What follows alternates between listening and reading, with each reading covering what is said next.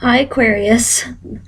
This is either going to be with the first part or I'm going to end up uploading it as part two. So, I don't know what happened there, but everything just kind of stopped. So, I feel like I'm being so loud here. Um, so I had a second to really look into these, and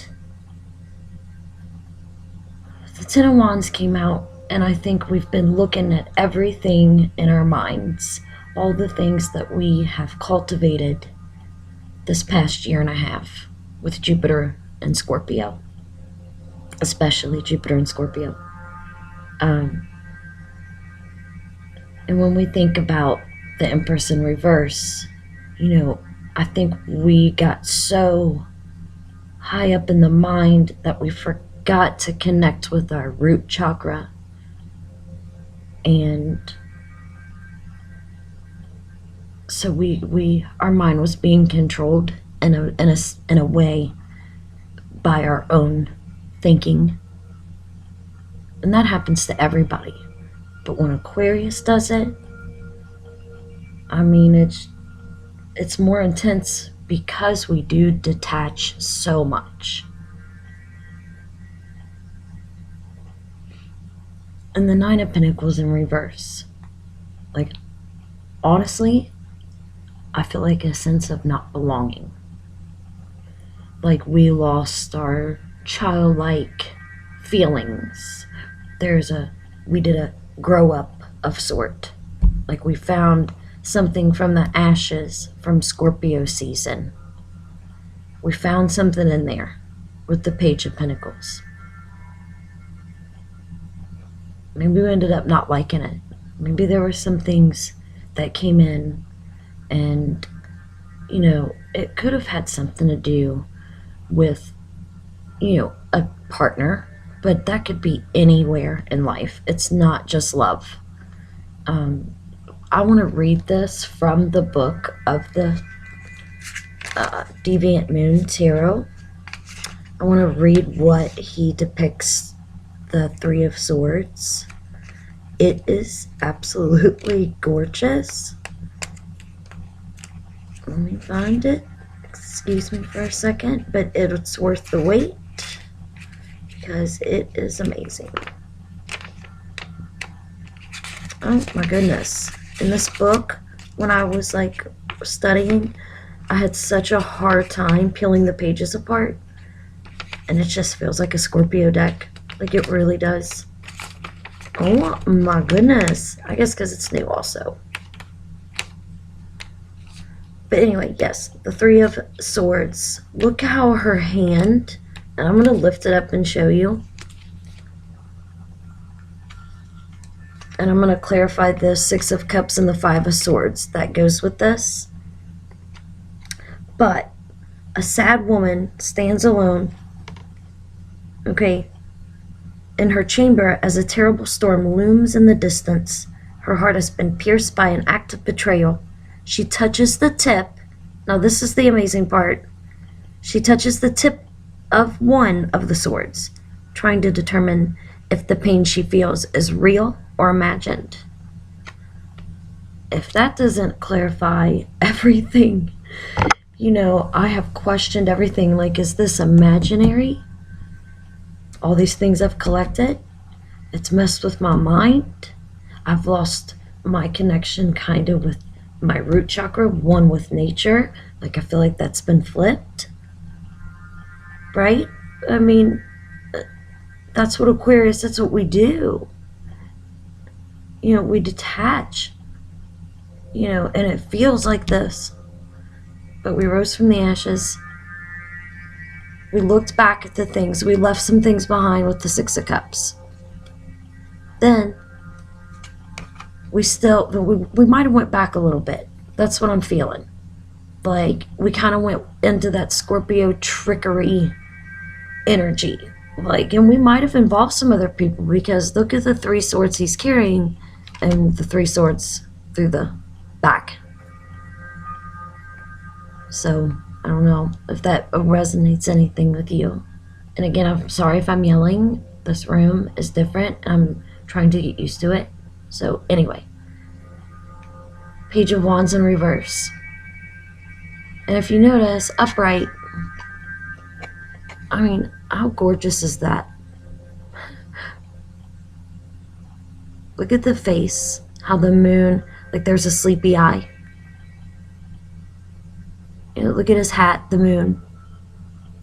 And right now, we do have the waning moon. It's in Leo. I think our fire got put out, honestly. Like, we felt like we lost it because we were carrying too much. Like, notice there's no blooms here. There's no blooms in this depiction of the Ten of Wands. They're more just, you know, he's going to start some fires probably, but it hasn't worked yet. Instead, it's almost like with the Seven of Wands, again, I'm going to go back to the book the way he depicts it because it's just worth it. With the Seven of Wands, a bewildered child has been lost in the thicket for several days. Against overwhelming odds, she finally discovers a path that will lead her home. 7 blooming wands mark the end of her ordeal. So beating the odds, victory over all competition, winning a fight or a struggle. I mean, this looks like all struggle. And then, you know, we're back, seeing some things, feeling the betrayal. Maybe it could be self, seeing where we've beat ourselves up for thinking the way we do. You know, so we, like I said, it was almost like our mind was being controlled because we were trying to control our minds. Took the imagination out. And the feeling of, you know, notice this card, how it's open, but the moon is so, like, almost dead asleep, but there's still a little bit of opening.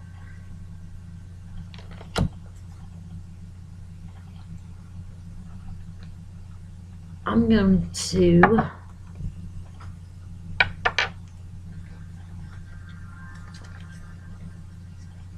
use the healing, the Doreen Virtue, the Goddess Oracle cards. I'm loving this room though, but I'm going to get used to it. So sorry if I'm yelling. I'm not though. It's just very productive in here. Aquarius will know what that means. Alright. That was weird how it landed in my hand. I don't know if you saw that, but anyway. Undying love. The love you have shared is eternal regardless of the situation. Maybe the beating the self up in the Scorpio season, I don't know if that's necessarily the ordeal, but you never know. Could be for you. This isn't going to resonate with every single person, but I hope it does resonate with someone. I'm going to leave that there for a second and scoot you up. Ooh, that was rough. Sorry about that, Rad. Anyway, that was really bad. I'm going to look at her.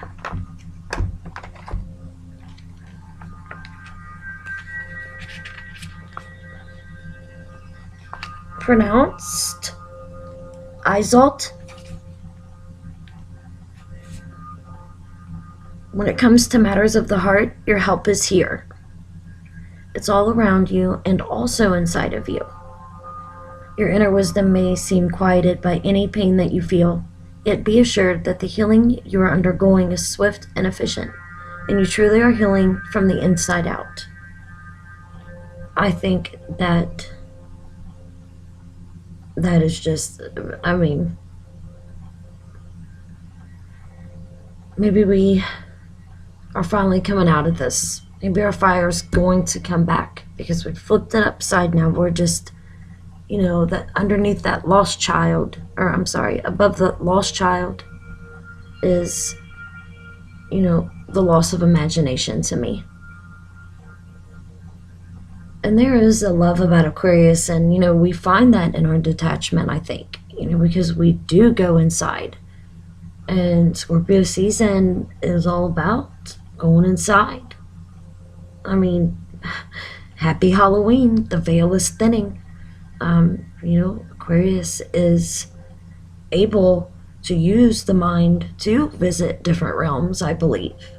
So, I mean, with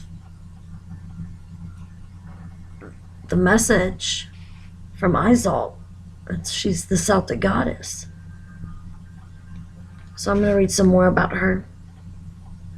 Well, all this healing can take some time, so be patient with yourself. I think we have to be cautious. There needs to be more gentleness, because this was rough. But get yourself out into the world, right? Because of one with nature. We need to go back down to the root chakra, go to the forest. And that's what I was saying, like we lost one with nature. But we do have an undying love. Nature's the greatest healer. So trees, when I go back to thinking about that, and it says it here, that although they may seem quiet on the outside, they're quite talkative when you breathe and simply ingest their magical tones in conversation. I mean, that's what I think I do with trees constantly. I've been doing it since I was a kid. But you'll receive your sense of spirit. I promise you that your heart will mend, and that you'll also help others in a fashion along this way. Love from your romantic partner is eternal, regardless of outward appearances. You are healing from a breakup. You are healing from some other type of loss. Yeah. Wow. I mean, and I felt the need to clarify that, and it came out 6 of Cups and the 5 of Swords.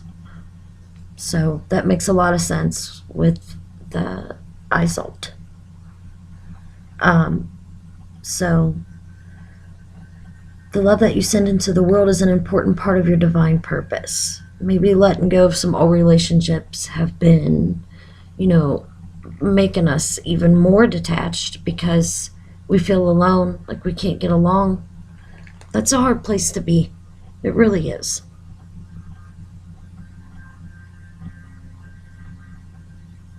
But the Celtic goddess was caught in a tragic love triangle between her husband, and you could be caught up in a love triangle. 3 of Swords, that's the first thing tarot readers go to, though. So it may not be just that. That's all I'm saying. If it is, it is. But here's where it is. Your deceased loved one is happy and sends you love.